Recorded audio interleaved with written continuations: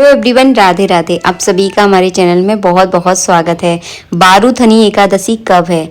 तो 4 मई शनिवार के दिन बारूथनी एकादशी है। बैसाख के महीने की में ये एकादशी पड़ती है। भगवान विष्णु को बैसाख का महीना बहुत ज़्यादा प्रिय है, तो इस एकादशी में आप व्रत ज़रूर करें। अगर आप व्रत नहीं भी कर पा रहे हैं तो आप जो है ना पूजा अवश्य रूप से करें।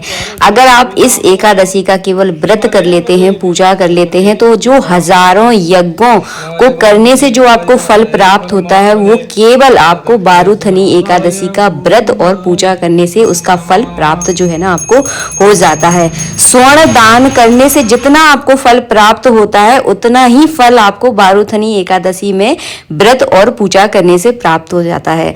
तो इस एकादशी का आप सभी लोग समझ ही सकते हैं कितना ज्यादा महत्व है। इस एकादशी में अगर आप व्रत करते हैं, पूजा करते हैं, तो आपके सभी प्रकार के पाप नष्ट हो जाते हैं और आपको परम पुण्य की प्राप्ति होती है। आपको अपने घर के लड्डू गोपाल का इस व्रत में जो है ना पूजन करना है। अगर आपके घर में लड्डू गोपाल नहीं है तो आप भगवान विष्णु के किसी भी रूप का पूजन कर सकते हैं, जैसे कि भगवान शालिग्राम का, कृष्ण जी का, राम जी का। वैसे लड्डू गोपाल का विशेषता जो है ना इस एकादशी में पूजन किया जाता है।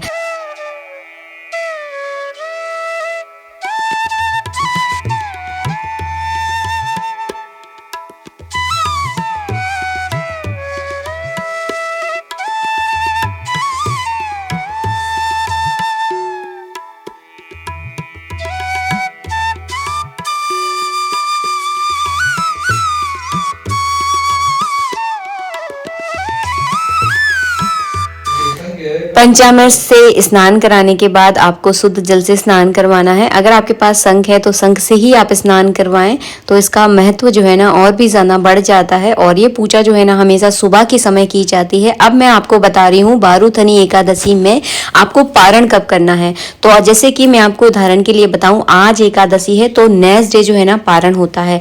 तो पारण आपको करना है 5 मई, और समय मैं आपको बता रही हूँ, समय है 5:15 से लेकर 7:51 तक जो है ना आप एकादशी के व्रत का पारण करें। और पारण आपको जो है ना रविवार के दिन जो है ना पारण करना है, इस बात का ध्यान रखें। 5 मई रविवार के दिन। आशा करती हूँ जितना मैंने आपको समझाया है आपको अच्छे से सबको समझ में आ गया होगा। आप अक्सर मुझसे पूछते हो दीदी पारण का समय बताएं, तो इस वीडियो में मैंने आपको पारण का समय बता दिया है। इस समय के बीच में जो है ना आप पारण कर लीजिए। और हाँ, पारण में एकादशी के व्रत के पारण में कहा जाता है कि थोड़े से चावल जरूर खाए जाते हैं, तो आप जल्दी से सुबह उठकर चावल बनाएं और चावल को जो है ना ग्रहण जरूर करें। और हाँ, एक बात का ध्यान रखें, जब भी आप एकादशी का व्रत करें, एकादशी के एक दिन पहले से जो है ना चावल खाना एकदम छोड़ दिया जाता है। तो चावल का सेवन आप बिल्कुल भी ना करें। और हाँ, पूजा में आपको चावल बिल्कुल भी नहीं चढ़ाने। चावल की जगह जो है ना तिली का आपको प्रयोग करना है। आप यहाँ पर सफ़ेद तिली का भी प्रयोग कर सकते हैं और काली तिली का भी आप यहाँ पर प्रयोग कर सकते हैं। काली तिली अगर चढ़ाते हैं तो कहते हैं इससे पितृदोष में थोड़ी सी आपको शांति प्राप्त होती है। यहाँ पर हमने भगवान शालिग्राम का भी साथ में साथ पूजन किया था। तो कलावा रूपी वस्त्र शालिग्राम भगवान पर हमने अर्पित कर दिए हैं। अपने लड्डू गोपाल का श्रृंगार कर दिया है। और झूले में हम अपने लड्डू गोपाल को इसलिए बिठालते हैं क्योंकि हमारे लड्डू गोपाल बहुत छोटे हैं।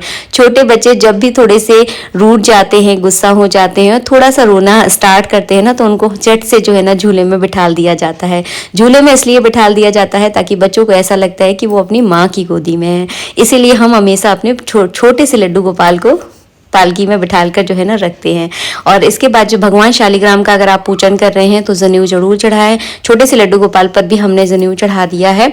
और इसके बाद चंदन का तिलक लगाना है, तिली चढ़ानी है।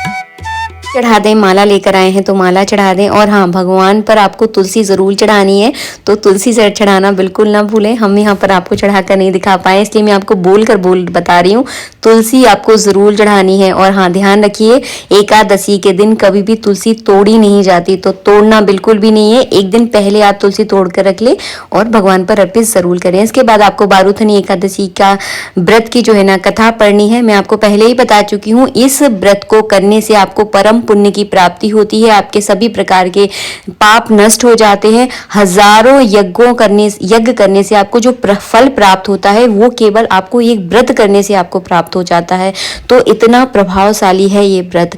इसके बाद जो है ना, आप कथा पढ़ते समय कभी भी खाली हाथ कथा ना पढ़ें, अपने हाथ में थोड़ी सी तिली और दक्षिणा आप जरूर रखें। और कथा पढ़ने के बाद जो है ना, इस तरह से जो है ना, आपको भगवान विष्णु की जो भी आरती आपको पसंद है या अपने लड्डू गोपाल की आरती आपको जो भी अच्छी लगती है, उस आरती को आप गाकर आरती को पूर्ण करें। और इसके बाद जो है ना, इस तरह से भगवान की नज़र उतारनी है, यानी जल का आचमन आपको करवाना है, अर्घ देना भी इसे कहा जाता है। इसके बाद जो है ना, पुष्पांजलि की जाती है। अगर आपको आती है तो आप पुष्पांजलि कर सकते हैं, नहीं आती है तो कोई दिक्कत नहीं। वैसे मैंने बहुत पहले पुष्पांजलि का वीडियो आप लोगों के साथ शेयर किया था। और जब भी पूजा पूर्ण हो जाती है तो इस तरह से जो है ना, अपने आसन के नीचे जल डालकर ही उठना चाहिए, डायरेक्ट यूं ही ना उठ जाएं। जब भी पूजा पूर्ण हो जाए उसके बाद आसन के नीचे इस तरह से जल डालकर आपको अपने 3 बार अपने मस्तक पर लगाना है, उसके बाद ही आपको जगह से उठना है। और हाँ, पुष्पांजलि ज़रूर कीजिएगा अगर आपको आती है तो, तभी पूजा जो है ना पूर्ण मानी जाती है। वीडियो पसंद आया है तो प्लीज़ वीडियो को लाइक कीजिएगा। 4 मई शनिवार के दिन है बारूथनी एकादशी और 5 मई रविवार के दिन आपको पारण करना है। 5:15 से लेकर 7:51 तक का समय है। राधे राधे। आज के लिए इतना ही। वीडियो अच्छा लगा है तो प्लीज़ लाइक कीजिएगा। राधे राधे।